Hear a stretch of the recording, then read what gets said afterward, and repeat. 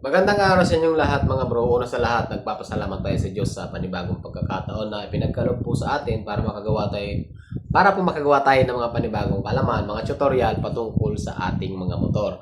Ngayon araw mga bro, gumawa po ako ng video. Meron lang po akong sasagutin kasi meron nag-message sa akin. Ang motor niya ay Yamaha FC na 150. So, bago na daw yung timing chain, bago na daw yung head, bago yung block, bago rin yung sprocket.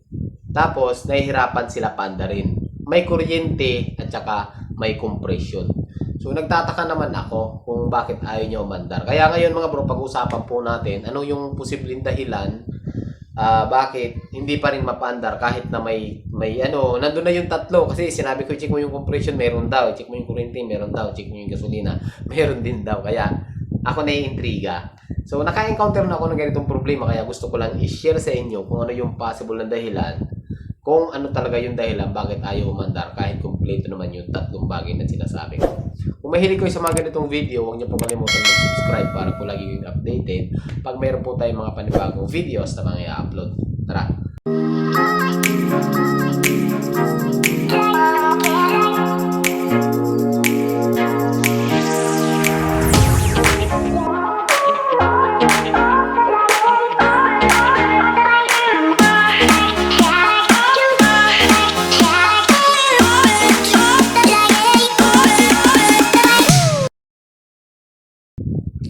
Uulitin ko, ang pag-uusapan natin ay yung Yamaha FC na hindi umaandar kahit na mayroong kuryente, kahit na mayroong gasolina, at mayroon naman siyang compression. Lagi ko kasing sinasabi sa inyo mga bro, kapag ka nagpapaandar po kayo ng motor, tatlong bagay lang po yung kailangan natin i-check.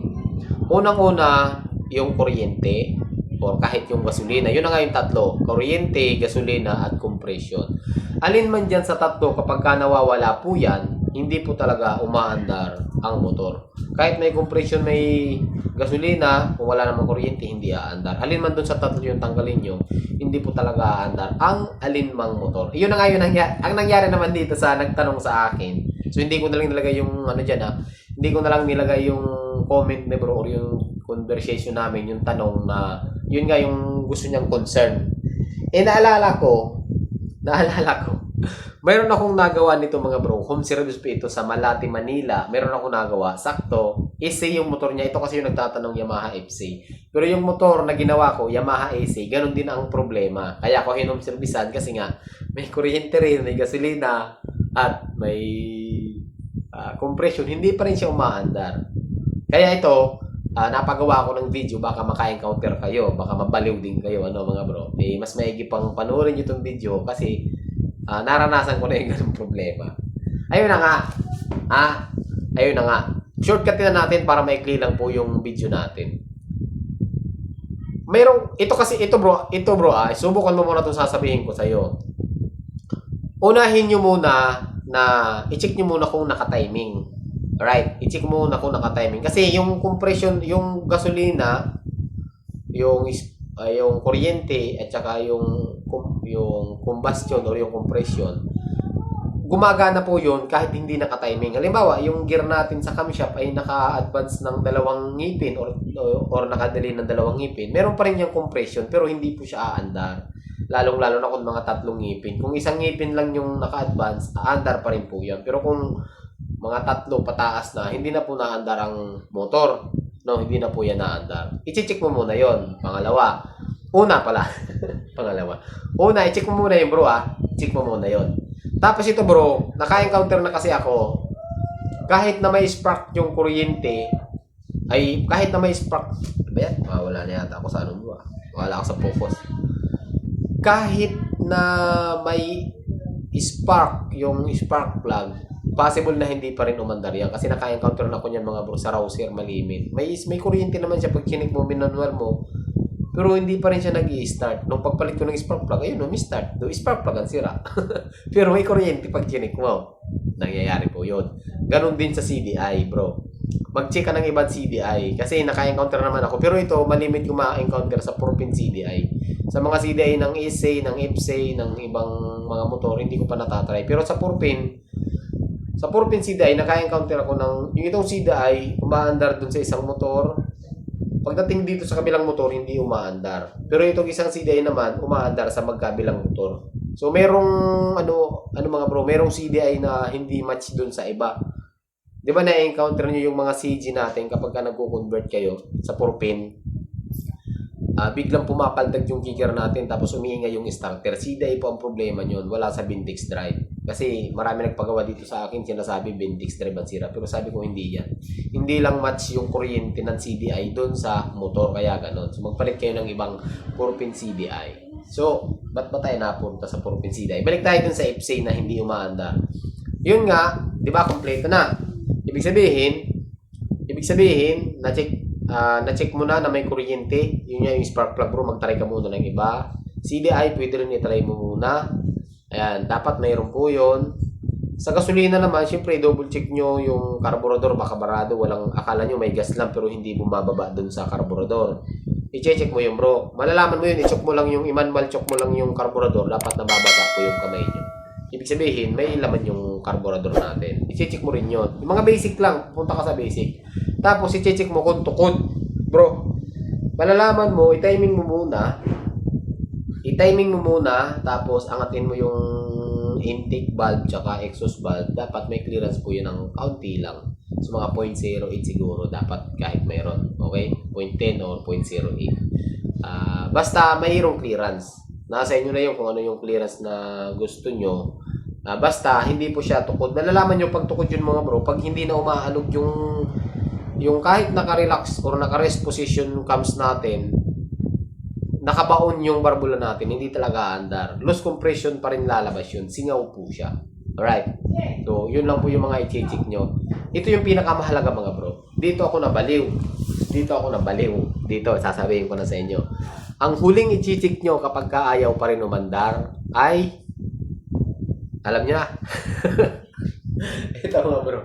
Na-encounter ko na ito. Sa Smash. Walan yun. Na-check ko na lahat mga bro. Muntik na akong mabaliw. Napalitan ko na ng black, CDI, karburador, stator. Lahat nga ng pwede mong, lahat ng pwede mong paghinalaan ba't ayaw umandar. Ayaw pa rin. Pero yung mga pinagpapalit ko, chinicheck ko naman sa ibang Smash. Umandar naman. Alam nyo mga bro kung ano ang sira? I-check nyo yung kunya sa magneto. Kapag yung kasi mga bro yung nasira, para siya naka-timing, pero pag umiikot siya, yung kunya, yung ano kasi mga bro, yung magneto tsaka kunya, malaki rin ang trabaho niyan.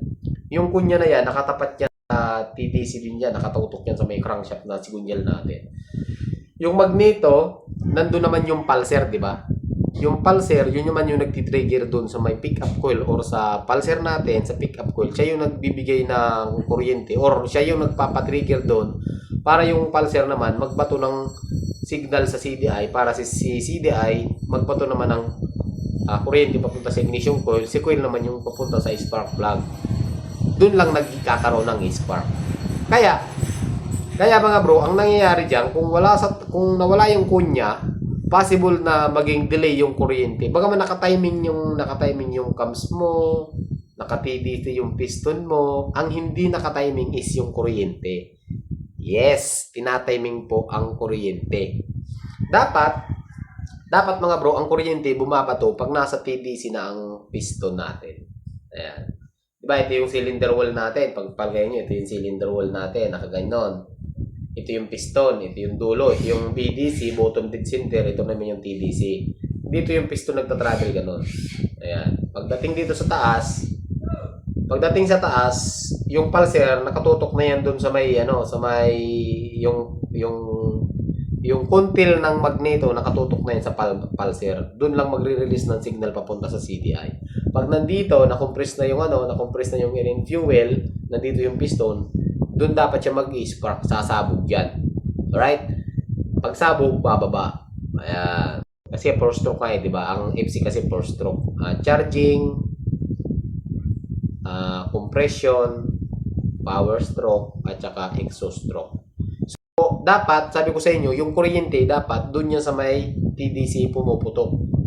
Ngayon, kapag nawala yung kunya or lumihis yung magneto, ang nangyari dyan, nandito pa lang mga bro, yung piston nyo, nandito pa lang pumuputok na, nandito pa lang sa kalahati, pumuputok na. Ngayon, hindi nakukompress yung gasolina. Kaya, kung mapapansin nyo, hindi talaga aandar ang motor. Parang ano na lang siya, magre-redondo. Kung mapapaandar nyo naman, tapos patay ulit. Wala siyang minor na maganda. Alright? So, mapapansin nyo, puputok yung makina bigla, sumasabog bigla. Yun po yun. Yun lang bro, yung nakikita kong balisik pa. Yun lang po yung nakikita kong salarin bakit hindi po umaandar yung motor. Yung kunya. Yan, yung kunya. Yung kunya bro, punta ka muna sa... Pero check mo pa rin yung mga sinabi ko sa iyo. Yung spark plug, yung CDI, yung gas, yung kuryente, dapat hindi tukod. Napakahalaga din nun. Kasi pagka ganun din yun, may mga problema yun, hindi mo rin mapapaandar. Pero kapag ka yun lahat ay na-check mo na, wala talagang problema, baklasin mo yung magneto bro, i-check mo yung kunya. Baka nawala na yung kunya or gumalaw na. Kaya hindi mo talaga mapapanda. Makakabaliw talaga yan. So, right. So, hanggang dito lang. Ito lang yung may share ko kasi yun lang yung na-encounter ko. Ngayon, kung meron pa kayong ibang alam dahilan bakit ayaw nyo umandar, paki-comment nyo na lang para sabay-sabay tayong matuto. So, magtulungan lang tayo mga bro. Ano? Pagka alam ko yung tanong nyo, isi-share ko sa inyo or sasabihin ko sa inyo. Kasi na-encounter ko na po yan. Okay, so hanggang dito lang yung video natin. Meron tayong itutong wave sa labas. Pala yung gagamitin kung ano. Meron tayong barakong gagawin. Ito yung gagamitin natin na lihuwa regulator rectifier. So hanggang dito lang, magandang araw.